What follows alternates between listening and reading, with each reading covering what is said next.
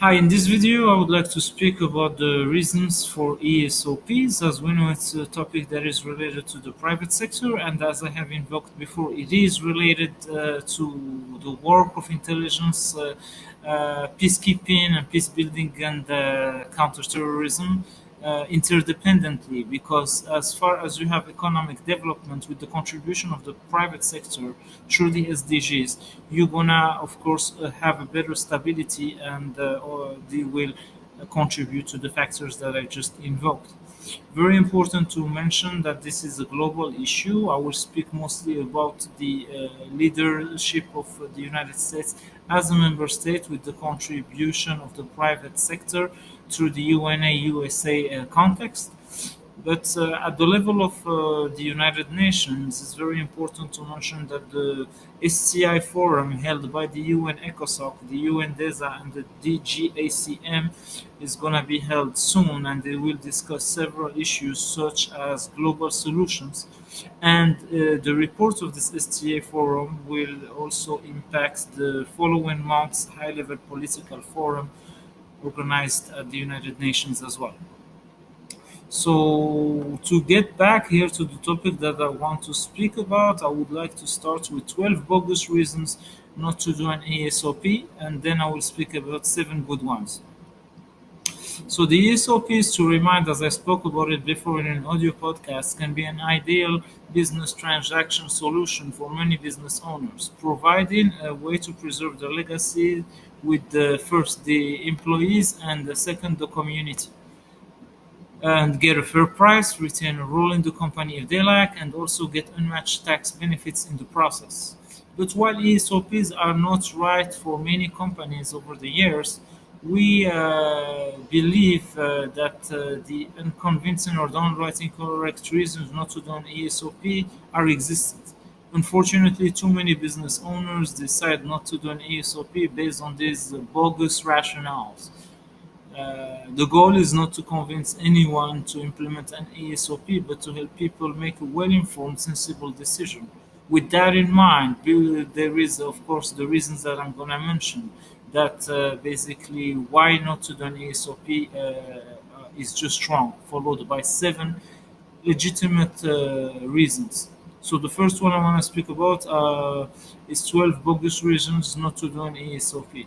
And remember that the context of this is regardless of the offers, it is more important to ensure the firm's culture and the legacy that remaining intact, doing things the way that have served for several years. And the ESOP is an investment for the next several years. So 12 bogus reasons not to do an ESOP. First, ESOPs cost too much. The question really is whether ESOPs cost too much relative to other ways to provide business liquidity. The most common reason for setting up an ESOP is closely held company.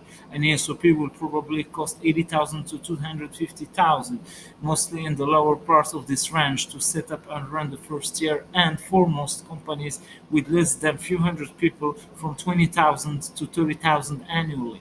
Selling to another company involves tens of thousands of dollars in legal, accounting, and valuation fees. Plus, if there is a broker, as there is often, another few to several percent of the transaction.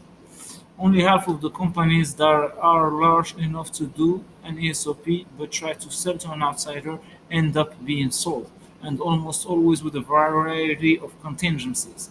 There is no broker in an ESOP, so there are none of those fees.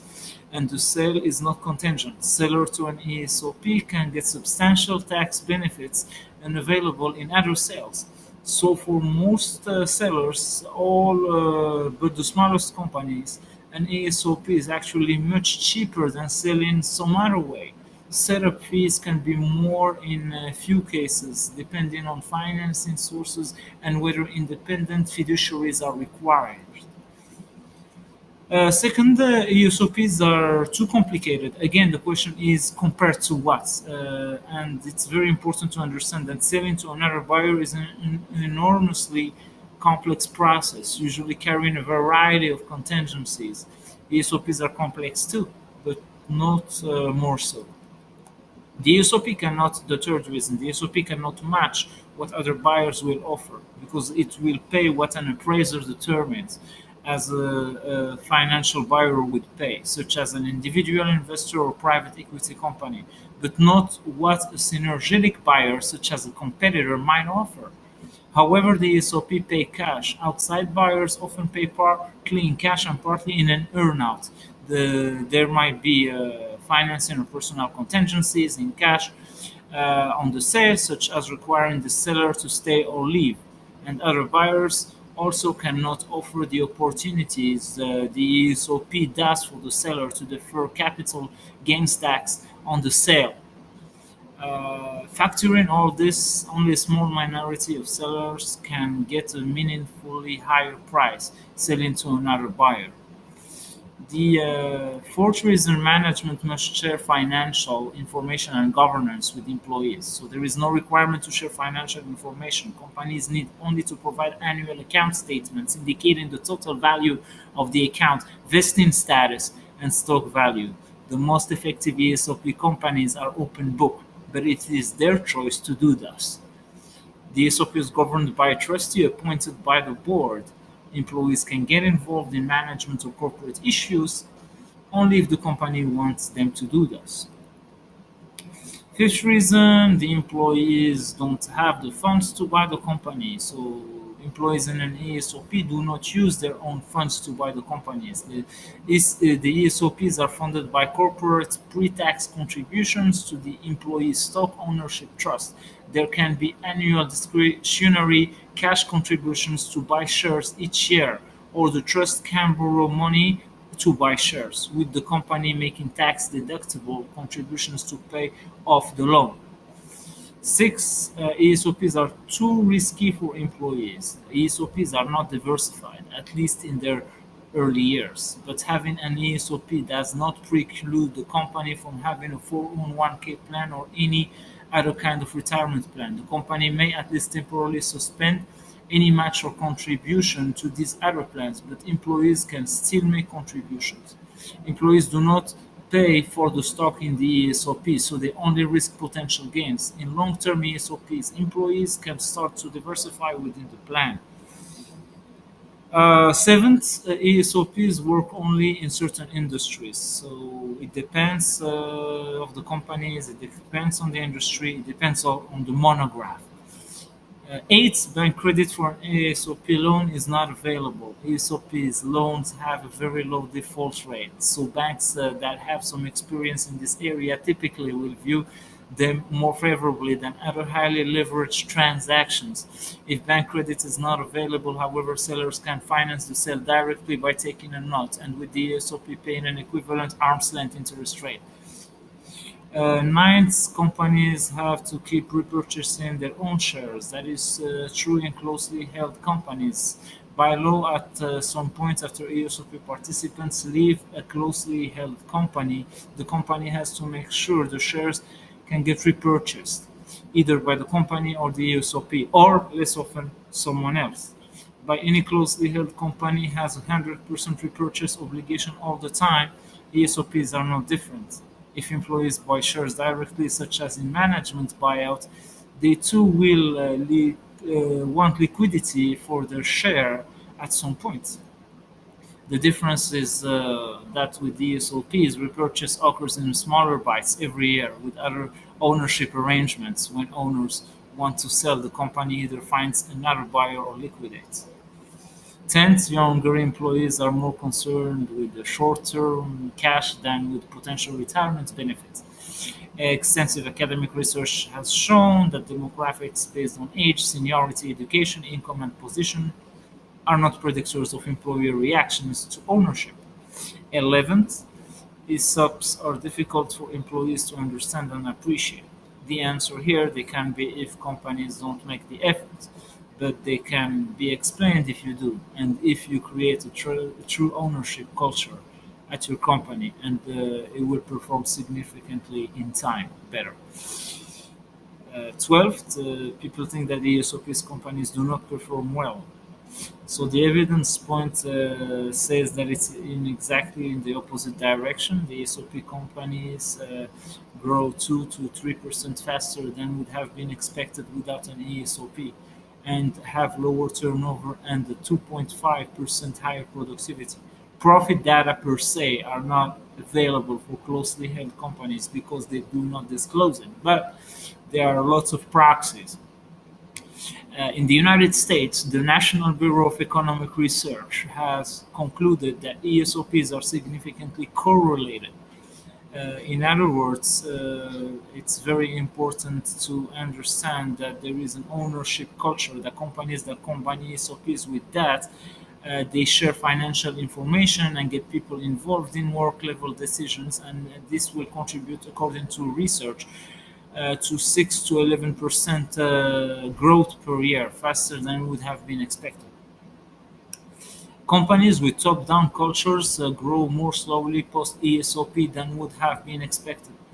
In other words, an ESOP works if part of an overall culture, not all by itself. Just having the culture without the ownership, by the way, does not work very well either.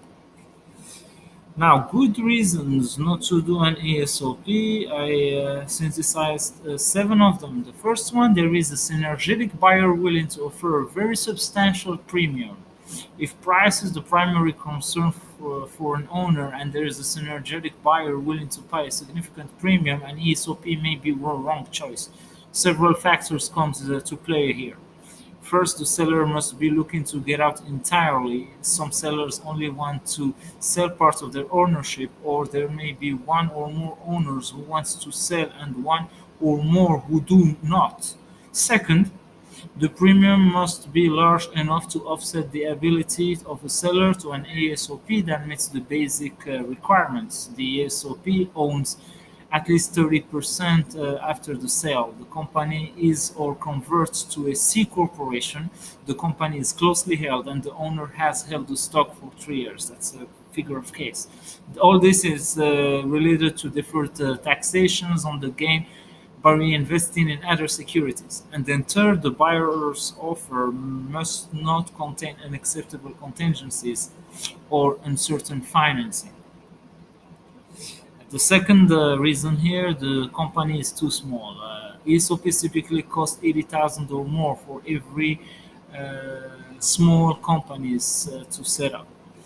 For the very small companies, typically less than 10 to 15 employees, this costs may be greater than potential tax benefits. If the company is an S corporation, rules aimed at preventing a small number of people from getting the bulk of the ESOP benefits might make an ESOP impossible even if all employees are in the plan.